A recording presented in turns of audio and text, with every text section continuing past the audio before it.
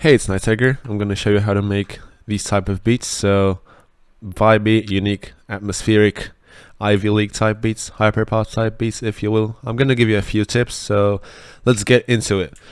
You usually want to start with a pluck or some sort of like main melody. It's gonna be throughout the whole beat. And I chose a Spire preset, which is really nice.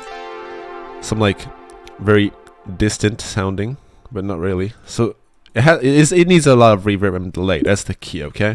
Reverb and delay are gonna be your best friends when making atmospheric beats, like vibey beats, you know, like with the atmospheres, stuff like this. I chose a melody like this, and you're gonna see there's a descending chord progression which really adds to the vibe. I'm gonna show you on a sampler. I'm gonna play it.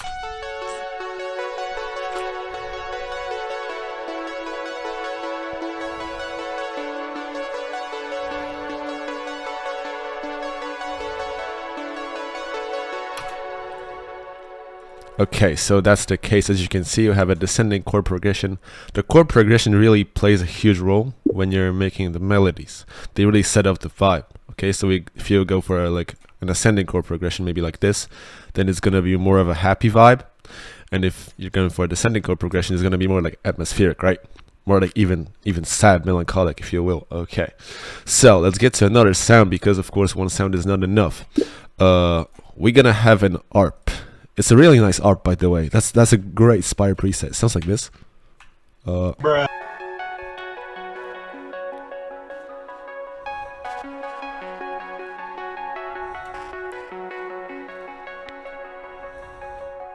Okay, so it might seem like it's a lot going on, but it's just two notes, as you can see.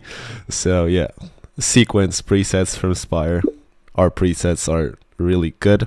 So yeah, if you're gonna make these type of beats, especially for hyperpop, I really recommend Spire and Serum, and perhaps Silent One. Silent One is great as well. I use that a lot. So let me move on to another sound, which is a lead. It's a Serum glidey lead, so it's just a sine wave, really. Shit, my bad.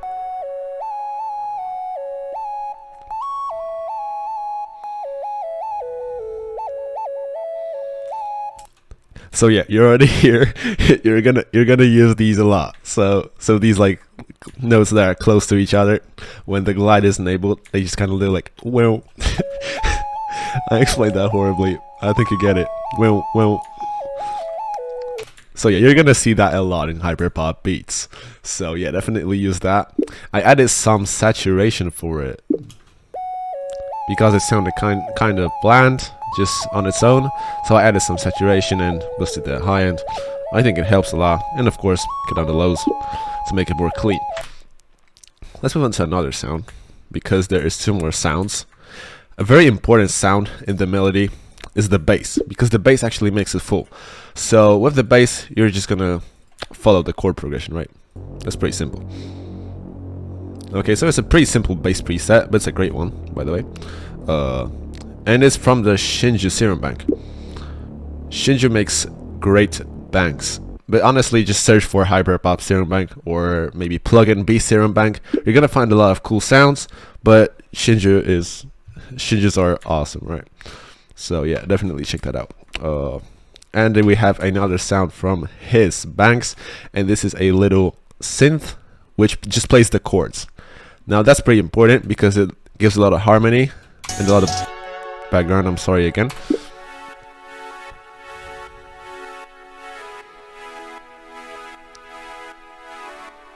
It gives a lot of atmosphere. They're really important. So definitely, when you can, get some cool preset, get some cool melancholic preset, maybe some sequence ARP something, and just put a lot of reverb and delay on it, and just put it in the background, playing the chords. That will give a lot of more fullness and atmosphere to your melody. So playing the whole melody.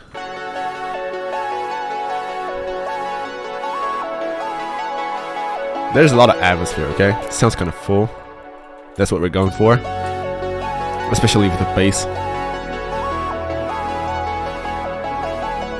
So yeah, we also have the drums. Drums are also really important if you want to make a full beat. No shit, man. Okay, we have the hi-hats. You could go for a two-step pattern, which is basically this. We have some rolls here. Just a little sometimes, you know. kind of adds to the groove. So yeah, if you want to experiment, then definitely experiment with rolls on your hi-hats, and also some like these, just like 2 notes close to each other to give a really nice bounce. So yeah, bruh, that was awkward as hell. And we have an open hat. Now the open hat is pretty important actually, because it even if it plays such a simple pattern, it like emphasizes each beat, which is pretty important of the groove. I'm gonna show you in a second. I'm gonna show you a clap. Now the clap, I would usually go for a more trap clap, so like a very simple trap clap. Let me find one. Maybe here.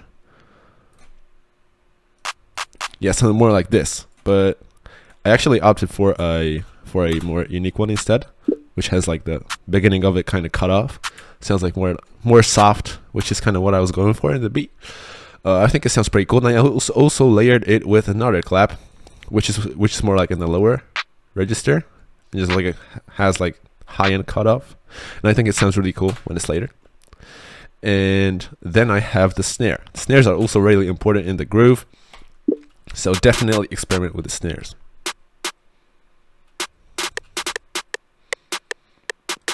Look how much groove it adds just in a simple metronome. It's crazy.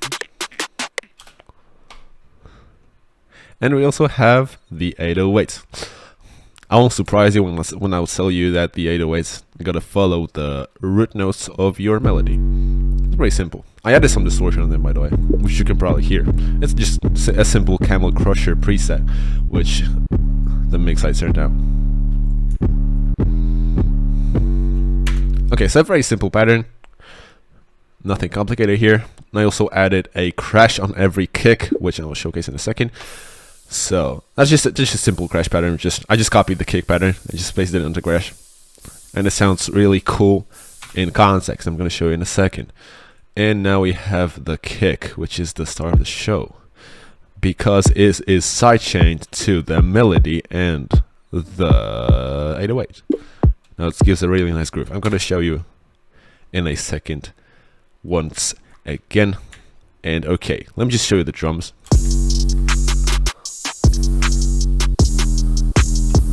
Okay, so very groovy, right?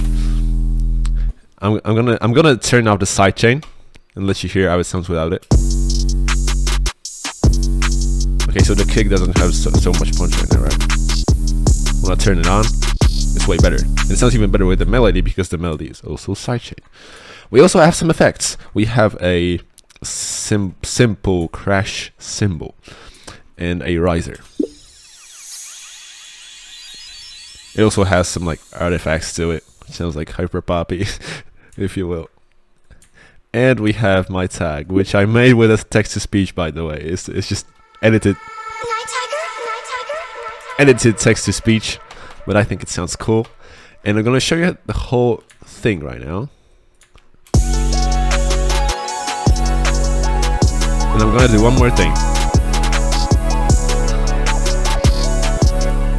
Okay, so I'm gonna turn off the open hats right now, and I'll just let you hear how much groove they actually add. This sounds kind of empty without them. They just emphasize every beat. It's awesome, honestly. Whenever you can, try putting open hats on every beat. Honestly, it's such a great tip. And of course, go crazy with the snares. The snares are reported as hell. So yeah, I think that's it. I hope to see you in another video when I'll make some more beats, I guess. Make some more music. So yeah, happy Halloween, although it's over already. Happy Christmas, whatever. Yeah, see you guys.